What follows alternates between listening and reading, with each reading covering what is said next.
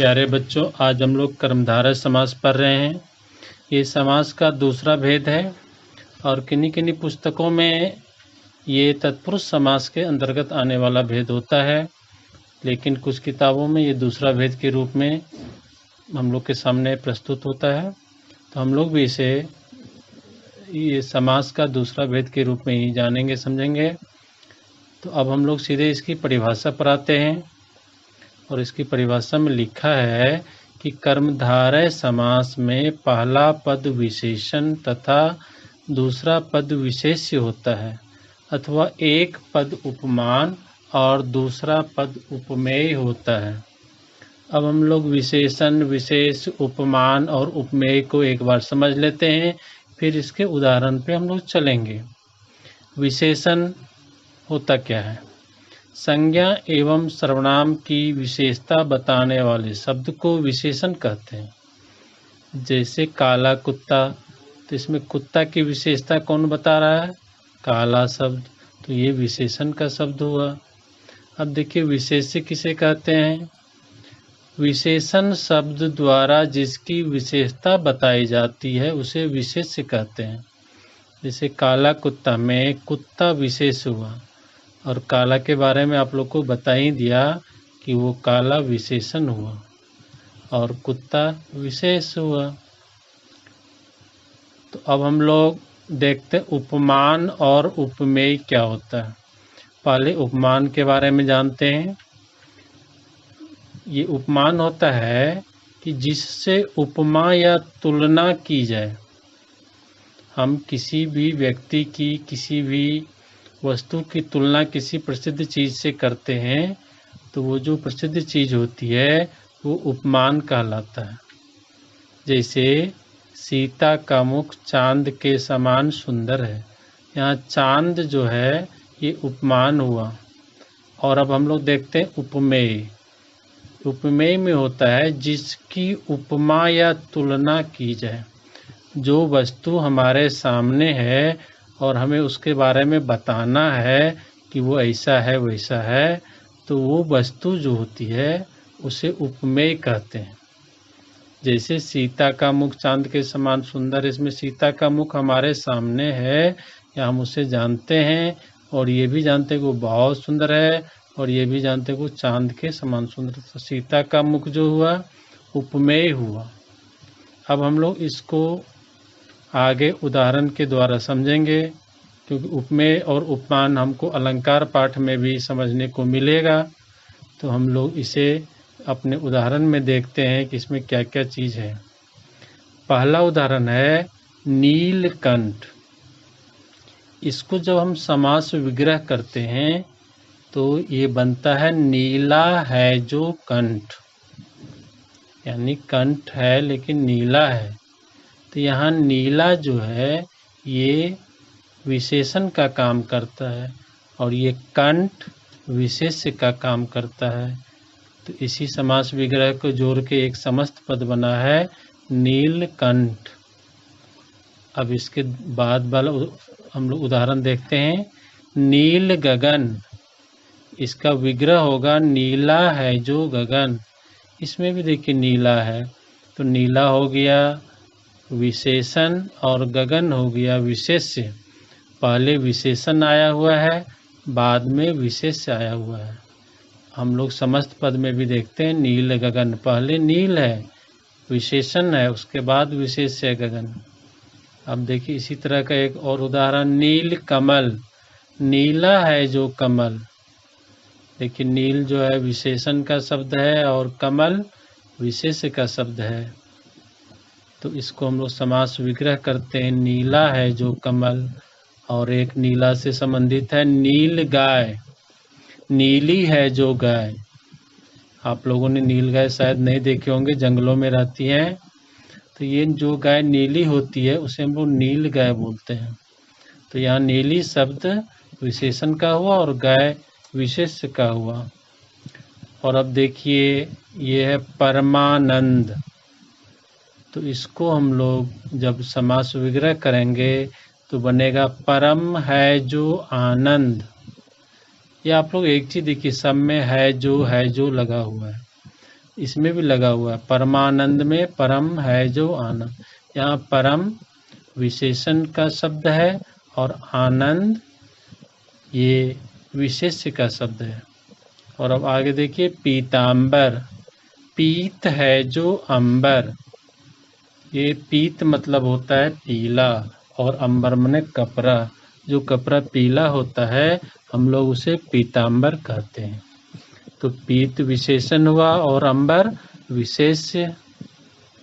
और आगे देखिए, महाजन, महान है जो जन, इसमें भी महा शुरू में आया हुआ है और जन बाद में। ये महा विशेषण का शब्द है और ये जन जो है ये विशेष का शब्द है।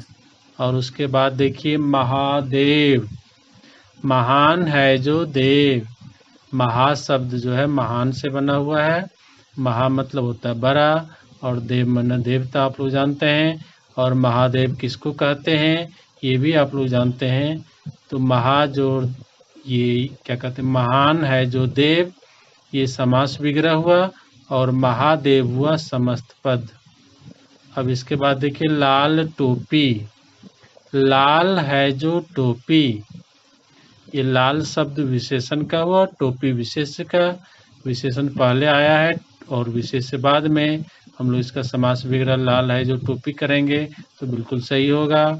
उसके बाद अधपका, और इसका हम लोग समास विग्रह करते हैं, आधा है जो पका, ये अध मतलब आधा होता है और ये विशेषण का शब्द है और पका ये विशेष्य का शब्द हो गया।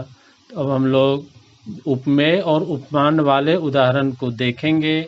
और अभी तक हम लोग विशेषण और विशेष्य वाले उदाहरणों को देखा, अब उतने ही उदाहरण हम लोग उपमेय और उपमान वाला भी देखेंगे।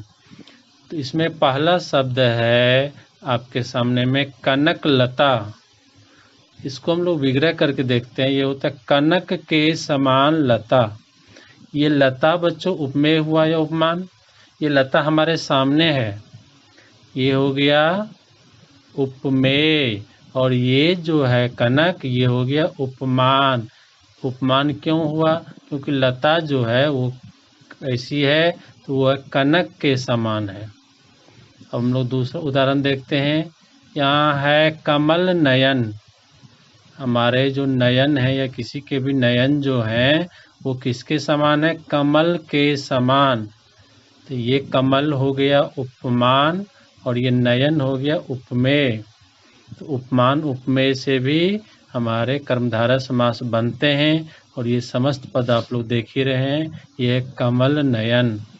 अब इसके आगे चलते हैं, एक और उदाहरण लेते हैं। ये है आपको कर कमल, इसका भी विग्रह देखिए आप लोग कितना आसान है, कमल के समान कर। ये इसमें आपको देखिए जो उपमेय है पहले दे दिया गया है और उपमान बाद में दिया हुआ है। तो इसमें उपमेय पहले भी रह सकता है बाद में रह सकता है, इसीलिए परिभाषा में आप लोग देखे थे कि एक पद उपमान और एक पद उपमेय। तो उसमें ये नहीं कहा गया कि पहले उपमान रहेगा पहले उपमेय रहेगा, इसमें कोई भी कभी भी आ सकता है। तो ये बहुत अच्छा उदाहरण है। ये है कर कमल, इसका विग्रह है कमल के समान कर। यहाँ कर मतलब हाथ होता है, तो ये हाथ जो है ये उपमेय हुआ और ये जो कमल है ये हुआ उपमान। अब उसी तरह देखिए ये उदाहरण है चरण कमल, यानी इसका भी विग्रह होगा, ये आपके सामने कमल के समान चरण।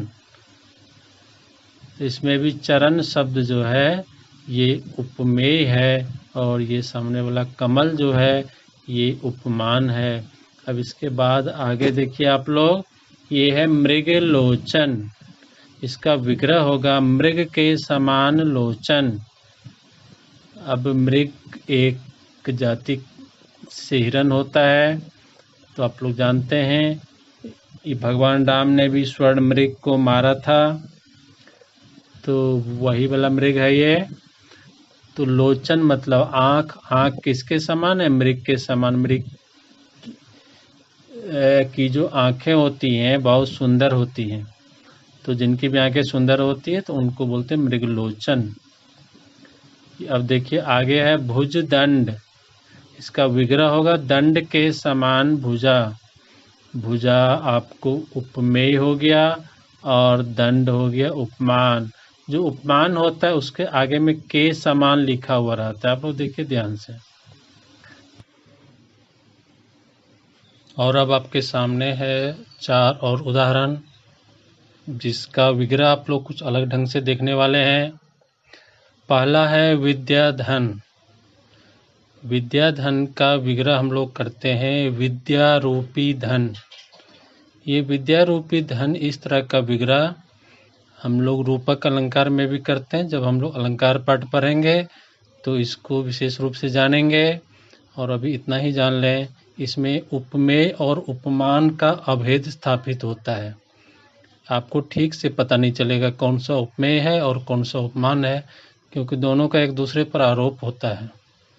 तो विद्या रूपी धन में हम लोग देखते हैं विद्या उपमेय है और धन उपमान है, और दोनों जो है मिलके एक समासिक शब्द बनाया है, एक समस्त पद बनाया है जो है विद्याधन। और दूसरा उदाहरण देखिए आप लोग, ये है वचनामृत। वचन रूपी अमृत। वचन उपमेय और अमृत उपमान है, दोनों एक रूप में मिल गया है और एक समस्त पद का निर्माण किया है वचनामृत। अब देखिए तीसरा उदाहरण आप लोग, यह है क्रोधाग्नि। इसका हम लोग विग्रह करते हैं क्रोध रूपी अग्नि। ये क्रोध उपमेय है और अग्नि उपमान है, लेकिन दोनों को एक साथ अनुभव किया जा सकता है। कोई व्यक्ति बहुत क्रोध में होता है तो उसकी ज्वाला में, अग्नि में बहुत लोग जलने लगते हैं। वो क्रोधी व्यक्ति खुद तो अपने शरीर को जलाता ही है और उसकी आग में दूसरे को भी जलाता है। तो क्रोध रूपी अग्नि दोनों एक में हो गया है और इसको जो है मिला करके क्रोधाग्नि समस्त पद बना है। और अंतिम उदाहरण देखिए बच्चों, ये है देह लता। देह रूपी लता, इसका विग्रह हुआ तो देह इसमें है उपमेय और लता है उपमान, दोनों को मिला दिया हो गया देह लता, एक समस्त पद हमको मिल गया। तो ये अंतिम उदाहरण था बच्चों। और इस पाठ में कर्मधारा में हमने कुल 2 प्रकार के ही उदाहरण देखे हैं। पहला विशेष विशेषण और दूसरा उपमेय और उपमान। आप लोग उपमेय उपमान क्या होता है इसके बारे में अच्छी तरह ऊपर समझ लिए हैं, और विशेष विशेषण क्या होता है ये भी समझ लिए हैं। और इस पर आधारित जो भी समास और समास विग्रह का आपको मौका मिलेगा उसे आप आराम से जो कर पाएंगे। और इसी आशा के साथ कि आपने इस पाठ को पूरा समझ लिया है। आपका बहुत बहुत धन्यवाद।